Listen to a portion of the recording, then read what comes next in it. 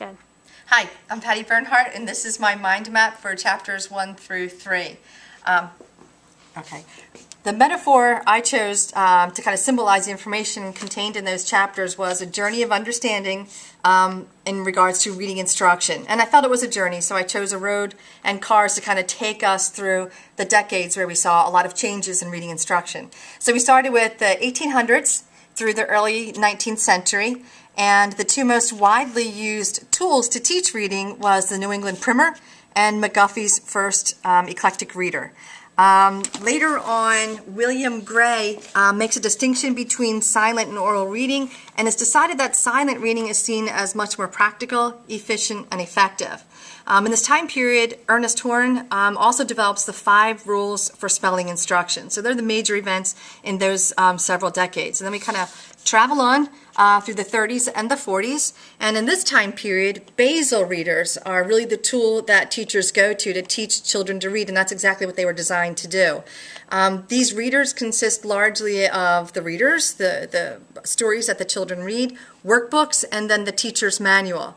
The same time period, we had the Look and Say, the Dick and Jane reader series, and this utilized a very limited and controlled, repetitive vocabulary for the students, and it generally consisted of round-robin oral reading in the classroom.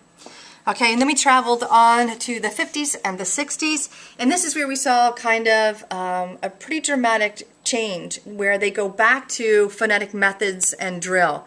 And the theory was that if they can write the letters and then they know the sounds of the letters, and they can move on to letter combinations.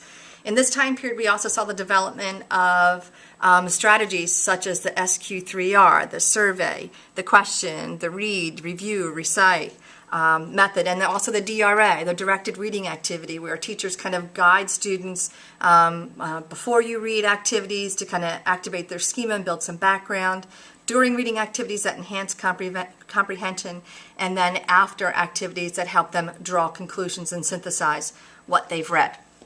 Okay, then we move on to the decades of the 70s and the 80s, and we see a lot going on.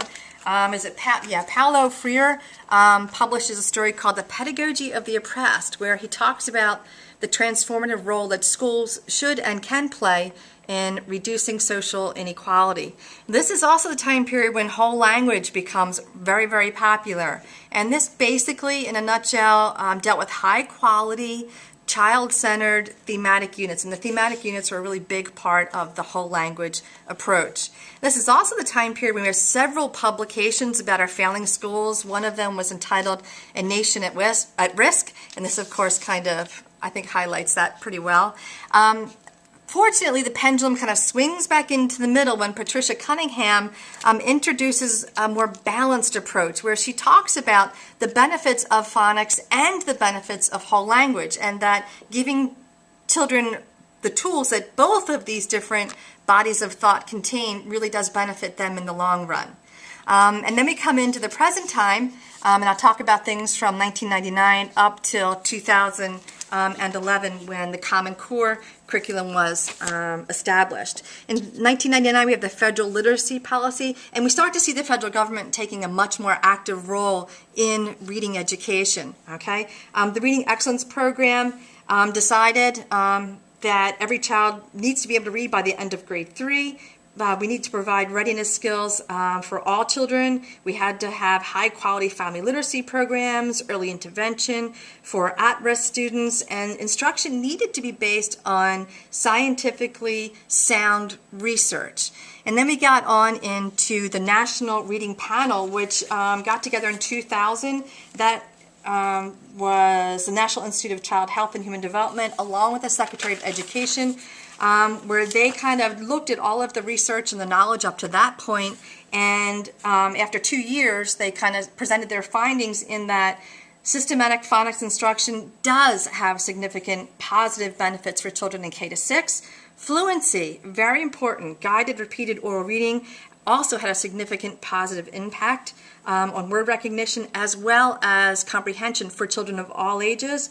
Vocabulary, we needed to do a variety of methods to teach it. Not just one way was best for all children. And in terms of comprehension, teachers should definitely receive formal training in how to teach comprehension because it is a complex cognitive process. Then we move on to No Child Left Behind, which is President Bush's educational reform plan of 2002.